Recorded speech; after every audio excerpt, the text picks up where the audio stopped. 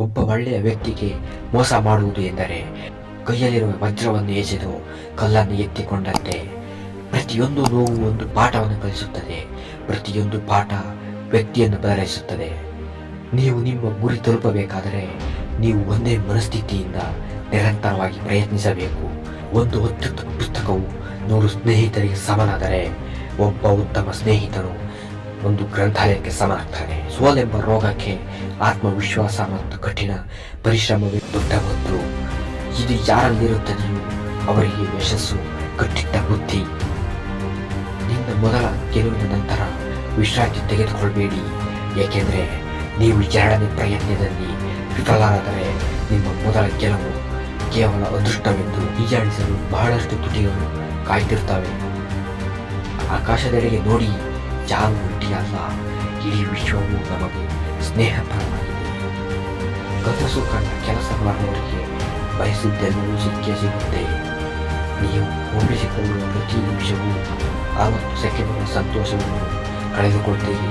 ವೈಫಲ್ಯ ಎಂಬ ರೋಗವನ್ನು ಕೊಲ್ಲಲು ಆತ್ಮವಿಶ್ವಾಸ ಮತ್ತು ಕಠಿಣ ಕೆಲಸಗಳು ಅತ್ಯುತ್ತಮ ಔಷಧಿಗಳಾಗಿವೆ.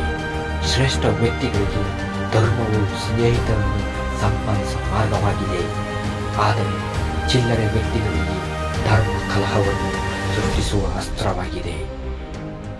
ಕಠಿಣವಾದ ಕೆಲಸಗಳು ಅಸಾಧ್ಯವೆಂದಲ್ಲ, ಕಠಿಣವಾದ ಕೆಲಸಗಳಿಗೆ ಹೆಚ್ಚಿಗೆ ಕಷ್ಟಪಡಬೇಕಾಗುತ್ತೆ. ಸಕ್ಸಸ್ ಸಿಗಬೇಕಂದ್ರೆ ಸಂಕಷ್ಟಗಳನ್ನು ಎದುರಿಸಲೇಬೇಕು. ಸಂಕಷ್ಟಗಳು ಯಶಸ್ಸಿನ ಮುಖ್ಯ ಭಾಗವಾಗಿದೆ. ಸೋಲಿನ ಕಥೆಗಳನ್ನು ಓದುವುದರಿಂದ ಗೆಲುವಿನ ಹಾದಿಗಳು ತಿಳಿಯುತ್ತದೆ.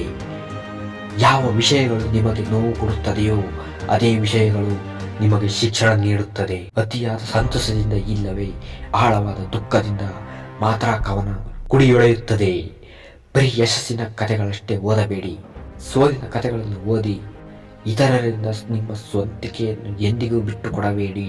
ಈ ಪ್ರಪಂಚದಲ್ಲಿ ನಿಮ್ಮ ಪಾತ್ರವನ್ನು ನಿಮಗಿಂತ ಚೆನ್ನಾಗಿ ಯಾರೂ ನಿಭಾಯಿಸಲು ಸಾಧ್ಯವಿಲ್ಲ.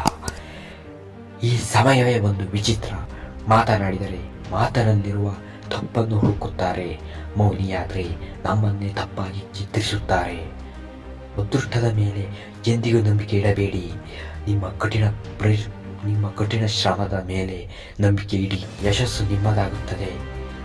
ಸೂರ್ಯನಂತೆ ಹೊಳೆಯುವ ಆಸೆ ನಿಮಗಿದ್ದರೆ ಮೊದಲು ಸೂರ್ಯನಂತೆ ಹೊತ್ತಿ ಉರಿಯುವುದನ್ನು ಕಲಿಯಿರಿ. ಯಶಸ್ವಿಯಾಗುತ್ತೇನೆ ಎಂಬ ನಿರ್ಧಾರ ನಿಮ್ಮಲ್ಲಿ ಪ್ರಬಲವಾಗಿದ್ದರೆ ಸೋಲು ಎಂದಿಗೂ ನಿಮ್ಮನ್ನು ಹಿಮ್ಮೆಟ್ಟಿಸುವುದಿಲ್ಲ. ಸದಾಕಾಲ ಕ್ರಿಯಾಶೀಲರಾಗಿರಿ. ನಿಮ್ಮ ಜವಾಬ್ದಾರಿಗಳನ್ನು ನೀವೇ ಹೊತ್ತುಕೊಳ್ಳಿ. ನಿಮ್ಮ ಕನಸುಗಳಿಗೆ ನೀವೇ ಕೆಲಸ ಮಾಡಿ. ಇಲ್ಲವಾದರೆ ನೀವು ನಿಮ್ಮ ಅದೃಷ್ಟವನ್ನು ಬೇರೆಯವರಿಗೆ ಶರಣಾಗಿಸುತ್ತೀರಿ. ಇನ್ನಷ್ಟು ಹೆಚ್ಚಿನ ಮೋಟಿವೇಶನ್ ವಿಡಿಯೋಗಳಿಗಾಗಿ ನಮ್ಮ ಚಾನಲನ್ನು ಸಬ್ಸ್ಕ್ರೈಬ್ ಮಾಡಿ.